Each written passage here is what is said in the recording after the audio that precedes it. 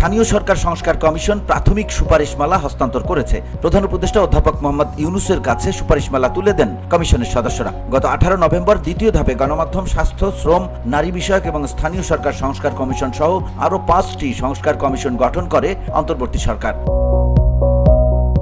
শনিবার প্রধান উপদেষ্টার প্রেস উইং গণমাধ্যমকে তথ্য তুলে ধরেন। এ সময় তারা প্রতিবেদনটি প্রকাশ করেন।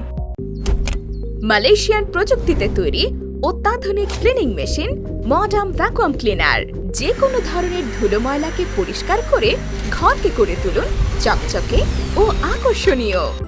Modem, brand of luxury.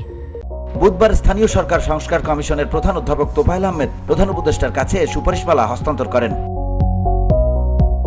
VOD Bangla news desk.